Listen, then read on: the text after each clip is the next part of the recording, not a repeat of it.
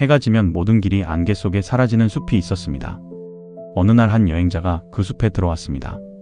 그는 반대편 마을에 꼭 전해야 할 편지를 가지고 있었습니다. 하지만 그를 숲에서 빠져나오게 한 것은 좋은 징조가 아니었습니다.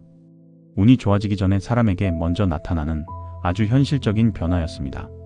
첫 번째 갈림길에 도착한 여행자는 발걸음을 멈췄습니다. 오른쪽과 왼쪽 어느 길이 맞는지 알 수 없었습니다. 그때 흰 새 한 마리가 오른쪽 길로 날아갔습니다. 여행자는 좋은 징조라고 생각했습니다. 숲이 길을 알려준 것 같았습니다. 하지만 한참을 걸은 끝에 그는 다시 처음 갈림길로 돌아왔습니다. 여행자는 길이 틀렸다고 생각하지 않았습니다. 좋은 길을 만나기 전 시험을 받는 중이라고 믿었습니다. 이번에는 나뭇잎이 떨어지는 방향을 기다렸습니다. 잎이 왼쪽에 떨어지자 왼쪽 길로 들어갔습니다. 그러나 그 길은 커다란 바위에 막혀 있었습니다. 돌아오는 길에는 5장의 꽃잎을 가진 붉은 꽃을 발견했습니다. 여행자는 5번째 길을 찾아야 한다는 뜻이라고 생각했습니다. 숫자가 새겨진 돌과 2번 울고 사라진 새도 특별한 신호처럼 보였습니다. 징조는 계속 나타났습니다. 하지만 출구는 나타나지 않았습니다. 해는 점점 낮아지고 있었습니다. 여행자는 더 확실한 신호를 기다렸습니다. 잘못된 길을 선택하고 그 책임을 자신이 져야 하는 것이 두려웠기 때문입니다. 그때 멀리서 종소리가 들렸습니다. 여행자는 마을의 종이라고 믿고 소리를 따라 달렸습니다. 하지만 그곳에는 낡은 오두막과 바람종만 있었습니다. 오두막에서 늙은 지도 제작자가 나왔습니다. 노인은 여행자의 주머니에 가득한 돌과 꽃잎을 보며 물었습니다. 오늘 몇 걸음이나 앞으로 갔는가? 여행자는 대답하지 못했습니다. 새로운 길에 관해 무엇을 알게 되었는가? 여행자는 오른쪽 길이 다시 처음으로 돌아온다는 사실과 왼쪽 길이 바위로 막혀 있다는 사실을 떠올렸습니다.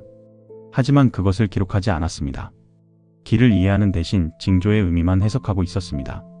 노인은 빈 종이와 숫 조각을 건넸습니다. 내가 확인한 것을 그려라. 여행자는 두 길과 오두막의 위치를 그렸습니다. 그러자 아무것도 없던 종이에 작은 지도가 생겼습니다. 여행자가 물었습니다. 어느 길로 가야 숲을 빠져나갈 수 있습니까? 노인은 고개를 저었습니다.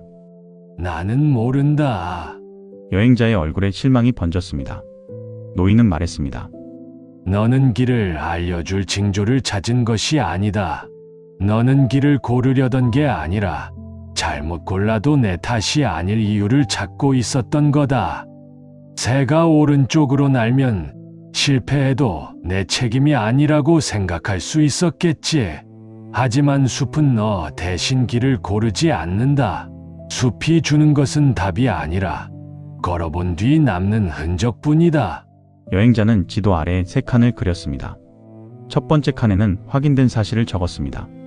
오른쪽 길은 처음 자리로 돌아온다. 왼쪽 길은 바위로 막혀 있다. 오두막 뒤편에는 아직 가보지 않은 좁은 길이 있다. 두 번째 칸에는 지금 할 행동 하나를 적었습니다. 오두막 뒤편의 길을 걸어본다. 세 번째 칸에는 다시 판단할 장소를 적었습니다. 큰 소나무가 나오면 멈춰 지도를 확인한다. 여행자는 아직 숲을 빠져나갈 수 있을지 몰랐습니다. 하지만 더 이상 완벽한 징조를 기다리지 않았습니다. 좁은 길은 가시나무와 돌로 가득했습니다. 그러나 길이 막힐 때마다 오래 주저앉지 않았습니다.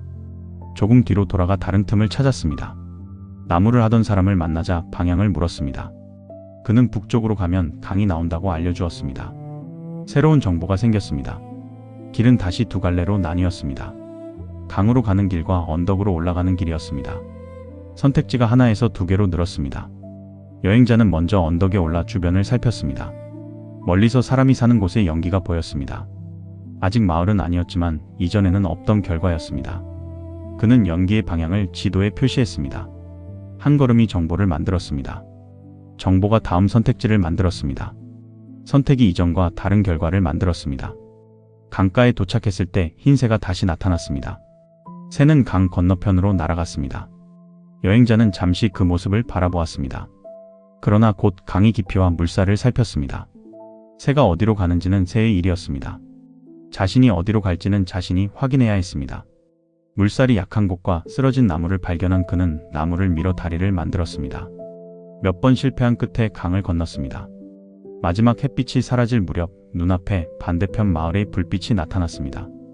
여행자는 그제야 알았습니다. 숲을 빠져나오기 전부터 실제 변화는 시작되고 있었습니다. 멈춰 있는 시간이 줄었습니다. 길에 관한 정보가 늘었습니다. 도움을 줄 사람을 만났습니다. 선택할 수 있는 길이 많아졌습니다. 작지만 이전과 다른 결과가 쌓였습니다. 운은 분명 존재했습니다. 우연히 만난 사람과 발견한 길은 결과를 바꾸었습니다. 하지만 그 운을 붙잡을 수 있었던 것은 여행자의 상태가 달라졌기 때문이었습니다. 우리도 불안할 때 반복되는 숫자와 우연한 연락에서 징조를 찾습니다. 그 믿음이 잠시 버티게 해줄 수는 있습니다. 하지만 징조를 찾는 동안 같은 자리를 돌고 있다면 현실은 달라지지 않습니다. 정말 상황이 좋아지고 있는지는 다른 곳에서 확인해야 합니다. 전보다 행동하는 시간이 늘었는가? 실패한 뒤 다시 시작하는 속도가 빨라졌는가? 새로운 정보와 사람이 들어오고 있는가? 선택할 수 있는 길이 늘어났는가? 작지만 이전과 다른 결과가 쌓이고 있는가? 답을 모르겠다면 3칸을 적으면 됩니다. 지금 확인된 사실, 지금 할 수 있는 행동 하나, 다시 검토할 날짜. 정답을 얻어서 생각을 끝내는 것이 아닙니다. 3칸을 채웠기 때문에 오늘의 생각을 끝내는 것입니다. 숲이 길을 알려주기를 기다리지 않아도 됩니다. 한 걸음을 내디디면 그 발자국이 다음 길을 알려줄 테니까요.